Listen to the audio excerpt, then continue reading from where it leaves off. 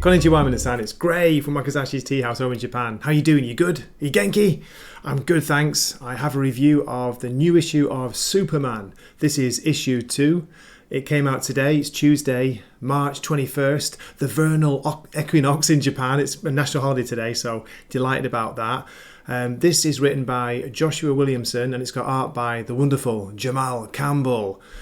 Priced at $4.99 and you're supposed to get more pages, but I did a page count, being a bit of a nerd, stickler for detail, and I'm sure you only actually get 21 pages of story. Could be 22, but there's a double page which is just the interior, like credits and title page, if you know what I mean. So that's wasted. So yeah, $4.99. DC seems to be, this is going to be the new fixed price for a lot of titles, and kind of worried about that. But anyway, we'll see. All you want to know about is it worth buying? Is it any good? Well, if you enjoyed issue 1, then you'll definitely enjoy this issue 2. It's more of the same. There's some gorgeous art by Jamal Campbell, which he also colours. A great use of proper comic book like progression, panel progression. Not too much dialogue. A lot of it is drawn and showing you. He's not telling you the story, he's showing it you. And that's also with Joshua Williamson's writing. You got to give credit to him because he's not filling the comic book pages with dialogue boxes, balloons which go on forever into infinity, which is really good to see. So yeah, first of all, the cover though, I wasn't sure about this cover. I thought maybe it's the digital version, maybe the printing was a bit weird, it's a bit dark. You got this strange, I don't know if she's new, character that we briefly see at the end of the story called Marilyn Moonlight. I'm not going to go into any spoilers about her here, but yeah, interesting, shall we say. And we also have the continuation of the story with Lex Luthor in prison, but somehow communicating with Superman. We've got the Parasite, the villain who basically feeds off energy and can suck and drain, be careful what I say, drain Superman with his power. And what else is going on? Yeah, Lex Corps has been changed to Super Corps because Lex Luthor apparently now wants to be Superman's best friend, is trying his best to help him. So let me show you a little bit of the interior art. Let's have a look. Where we go? Here we go. This is one example of one of those great comic book pages where, look, only 4 panels, but great action. You just get the idea of Superman fighting off Parasite and Parasite's possible clone army. Oh my god. And then you see him, he's struggling, he's losing his powers, he can't fly, he's being attacked again. Just great images, great sense of movement in those panels. So I do recommend it, but as I say, it's with a caveat, and the caveat is, are you willing to pay $5 for basically 22 pages of story, even if it is glorious to look at? And like a fool, I'm the one buying the digital copy because I can't get physical. Oh, I really miss physical copies. So anyway, I won't go on too long. I'll give you a story summary. I won't tell the whole story. I don't spoil the ending, but warning, there are possible spoilers for parts of the story. Okay, please keep watching. Here we go. Here's the recap from issue 1. When the evil Lex Luthor made it his mission to improve Superman, the Man of Steel was suspicious. The incarcerated billionaire went so far as to retitle his company Super Corps and placed his hated rival in charge.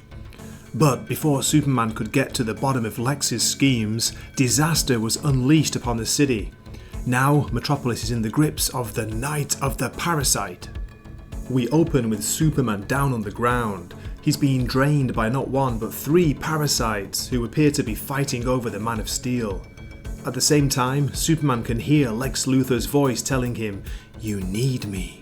"Enough," says Superman and throws the purple parasites off his body. But he's weak and unable to fly, and the parasites attack again. Just look at this page as an example of great comic book art storytelling. You have minimal dialogue and only 4 panels, yet you feel Superman's struggle in his weakened state. And there's a real sense of movement, of action in the top and bottom panels. Williamson and Campbell, they both know exactly how much to show and how much to tell. Superman half leaps, half climbs his way up the building in his weakened state. He admits that dealing with just 1 parasite was always difficult. Now there are a group of them. He surveys a darkened metropolis and discovers what looks like a clone army of parasites.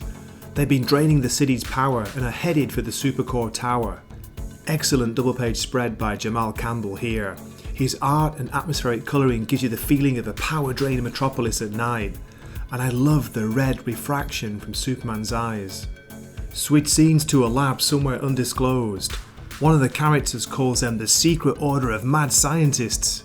That name's so demeaning, I never agreed to it. They're cutting up Bizarro and experimenting with kryptonite. Is this group responsible for the Parasite clone army? On the next page we discover yes, they are. Graft and Dr. Farm did something to upgrade Parasite and unleash it on Metropolis. The Parasites have broken into Supercore, no doubt drawn to its deep power reserves. Mercy Graves is trying to keep them at bay, but her efforts seem about to fail when Superman bursts in. He blasts the creatures with his icy breath, slowing their attack down for now. Mercy can't understand why Parasite's powers have changed, but Superman suspects she knows more than she's letting on. Then we hear Luthor's voice again. I warned you, Superman. Luthor wants Superman to break him out of Stryker's prison, but Superman ignores his pleas. My next move is finding Parasite Zero. Mercy wonders how they might tell which is the real Parasite when there's an army of clones to get through. If they can get the power back on at Supercore, then surely the real Parasite will be drawn to the building. But first, Clark calls to his son and his cousin. John? Kara? Dad, whoa, where are you? John and Kara have been busy.